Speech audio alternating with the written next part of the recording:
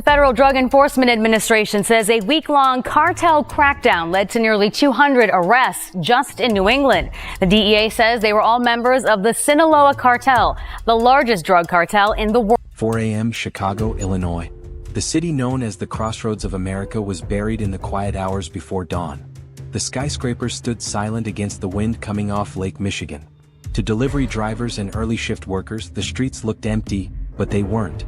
In the shadows of the industrial rail yards and beneath the overpasses of the interstate, a massive mobilization was underway. This wasn't just a local police raid. It was the mobilization of an army. Unmarked vans, tactical armored trucks, and surveillance units from the FBI, ICE, and the DEA were moving in perfect synchronization. And this wasn't happening just in Chicago. At that exact moment, across 21 other major metropolitan zones, from the ports of Long Beach to the suburbs of New York, thousands of federal agents were initiating the largest offensive against organized crime in modern American history. The code name for the operation was simple: the Surge. The target was not a street gang. It was a multinational superpower, the Sinaloa and CJNG cartels. For years, they had operated with impunity, turning American cities into logistics hubs for their poison. But on this morning, the rules of engagement had changed. The order from the highest levels of government was clear: stop the drugs, destroy the networks, and bring those responsible to justice. If you support the brave men and women of ICE and the FBI who risked their lives to defend our nation from these foreign threats, hit the like button and comment IA below. Let's show them we stand with them. For decades, Chicago has been the beating heart of the cartel's distribution network. It is the central artery where fentanyl and meth arrive from the border, are broken down, and then pumped into the veins of the entire East Coast. In an overnight ambush on Monday, the Army has given the Sinaloa cartel one of its biggest defeats in recent months. The cartels treated this city like their own corporate headquarters. They had supply chains, accountants, logistics managers, and armed enforcers who acted as a private police force. But the most dangerous part of their operation wasn't the drugs. It was their invisibility. They hid in plain sight. They didn't just buy warehouses, they bought protection. Intelligence reports leading up to the surge revealed a terrifying reality. The enemy wasn't just climbing over a wall. The enemy was already inside. The cartels had evolved. They weren't just bribing criminals, they were infiltrating the very institutions sworn to stop them. As the convoys reached their targets, massive distribution centers disguised as legitimate trucking companies, the agents knew they were walking into a war zone. But they also knew something else. Some of the people they were coming to arrest weren't wearing cartel colors. They were wearing badges. The betrayal ran deep. Sheriffs, border inspectors, and federal officers had sold their loyalty for cartel cash. They had turned the shield of law enforcement into a sword for the enemy. As the first breach charges detonated against the steel doors of a warehouse in Chicago's industrial district, the war on drugs fundamentally changed. It was no longer a policing action. It was a purge. The silence of the morning was shattered by flashbangs and the shouts of federal agents. Federal agents, get down. The raid had begun.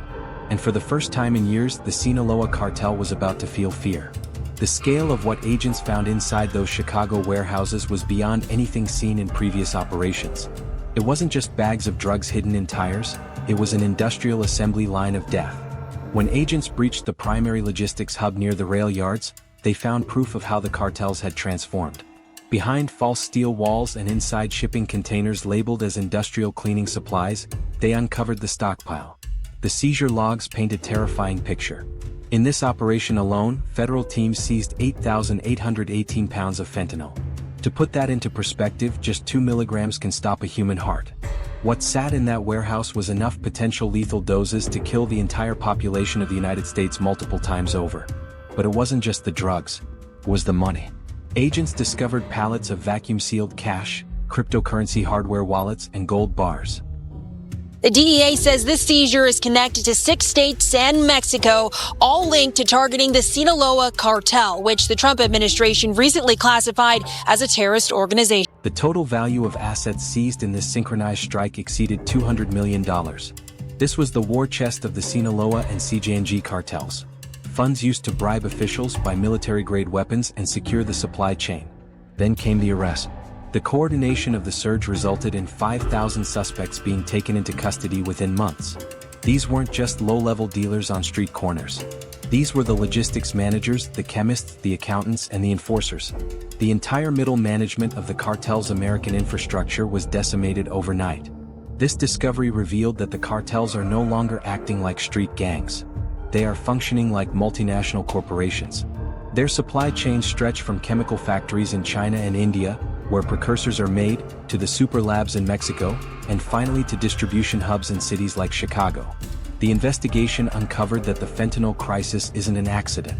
It is a designed attack, a chemical weapon disguised as a narcotic, pumped into the heartland of America to destabilize communities and destroy families. The financial network exposed by the raid was equally sophisticated. Money collected in Chicago wasn't just driven south in trucks. It was laundered through shell companies, real estate deals in Miami, and offshore cryptocurrency exchanges.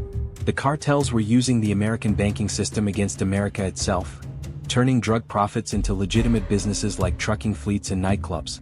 We are tracking the names of the high-ranking officials and corporate entities linked to this financial network. To stay updated on who is exposed next in this ongoing war, make sure to subscribe to the channel and turn on notifications. The raid also uncovered a disturbing link to the border crisis. Among the seized documents were internal communications showing how the cartels were using migrant flows to mask their shipments, overwhelming border patrol with human waves while slipping massive industrial loads through the cracks. But perhaps the most chilling discovery was the war supply chain.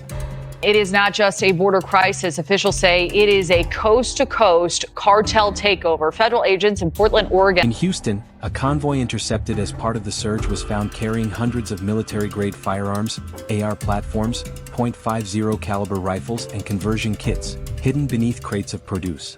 These weapons were heading south to arm the cartel's private armies. Armies that would use them to protect the very poison being sent north. The surge proved this is not just a crime problem. It is a national security threat. The cartels have built a state within a state. And until this moment, they operated with near total impunity. But as the 5,000 suspects were processed, the agents knew the hardest battle was yet to come, because the enemy had one final line of defense: corruption inside the US government itself. As the dust settled, headlines focused on the staggering amount of narcotics destroyed. But for the agents on the ground, the most chilling moment wasn't finding 8,818 pounds of fentanyl. It was seeing who was standing on the other side of the handcuffs.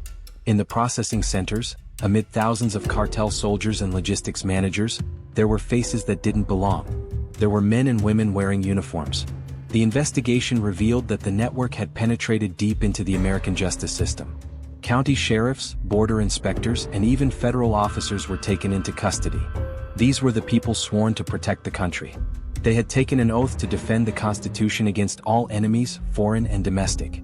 But blinded by greed and compromised by the cartel's endless supply of $200 million in cash, they became the enemy. They sold their badges. They sold their honor. And in doing so, they sold out their own communities. Over a ton of the synthetic opioid, enough for more than 20 million doses and worth nearly $400 million, was seized in Sinaloa, a region long linked to cartel operations. Trail was systemic. In El Paso, a Customs and Border Protection officer was charged with waving through trucks carrying narcotics, using his federal authority as a shield for the cartel. In Arizona, supervisors were found burying trafficking cases to protect donors linked to shell companies. The arrogance of these officials was shattered the moment the FBI arrived. The badge that once protected them became the evidence of their treason. As they were led away in handcuffs, stripped of their authority, the message was sent loud and clear. The war has changed.